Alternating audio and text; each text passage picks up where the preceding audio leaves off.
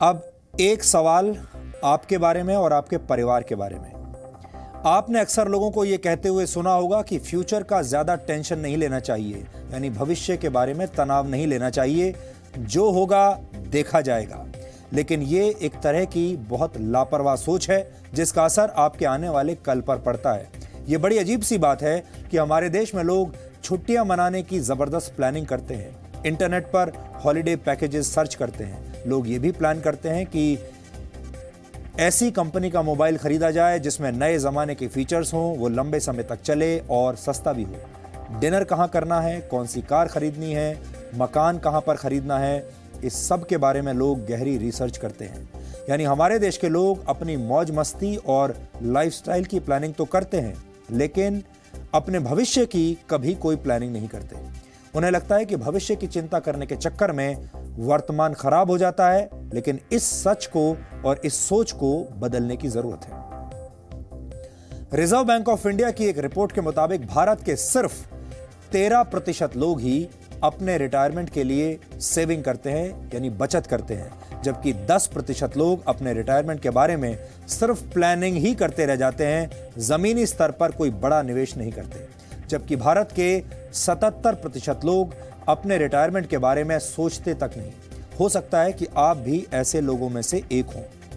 अपने रिटायरमेंट के बारे में कोई तैयारी न करने की वजह से हमारे देश में 60 साल की उम्र हो जाने के बाद भी करीब 50% बुजुर्गों को काम करना पड़ता है। इस उम्र में अक्सर लोग आराम की जिंदगी जीना पसंद करते हैं, लेकिन दुख की बात यह है कि अपने जीवन यापन के लिए उन्हें इस उम्र में भी काम करना पड़ रहा है।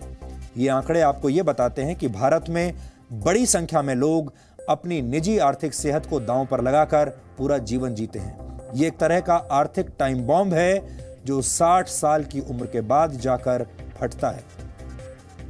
इससे बचने के लिए अक्सर 50-30-20 वाला फॉर्मूला बताया जाता है। आज हम आपको समझाएंगे 50-30-20 वाला फॉर्मूला क्या होता है। अगर आप चाहें तो इस फॉर्मूले को अपना सकते हैं, लेकिन भारत के लोग अपनी आदतों और मजबूरियों की वजह से इस फॉर्मूले से हमेशा दूर भागते हैं।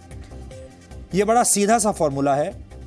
टैक्स चुकाने के बाद अपनी कमाई का 50% हिस्सा अपनी जरूरतों पर खर्च कीजिए।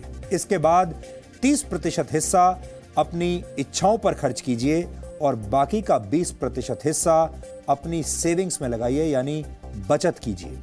ऐसा करने से आप अपना भविष्य सुरक्षित रख सकते हैं और आने वाले दिनों को अच्छे दिन बना सकते हैं। लेकिन हमारे देश में नौकरी करने वाले लोगों को लगता है कि अभी इतने आगे तक सोचना क्यों है, 4 दिन जिंदगी है, पूरी मौज मस्ती के साथ जीनी चाहिए। कुछ लोगों का यह तर्क भी होता है कि महंगाई के जमाने में बैंक की EMI चुकाने और परिवार की जरूरतें पूरी करने के बाद इतना पैसा बचता ही नहीं कि रिटायरमेंट के बाद वाली सेविंग के बारे में सोचा जाए। वैसे हमारे देश में ज्यादातर लोग अपनी कमाई का बड़ा हिस्सा अपने बच्चों की पढ़ाई और उनकी शादी में खर्च कर देते हैं। उसके बाद वो इन्हीं बच्चों पर निर्भर हो जाते हैं।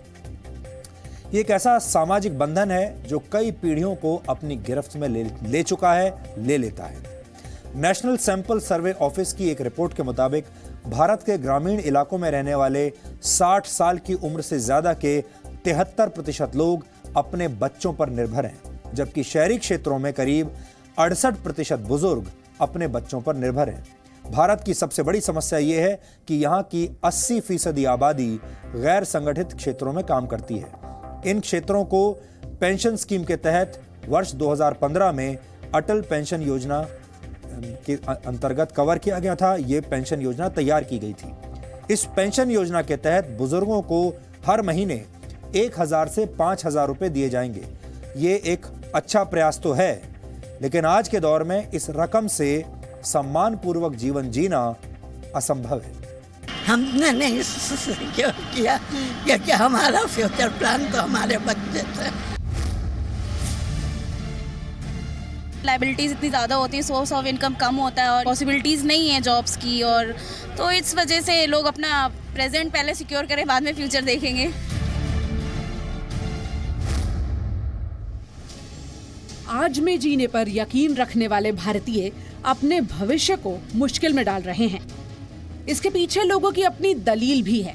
या ये कहें कि भविष्य पर फोकस न करने के हजार बहाने हैं।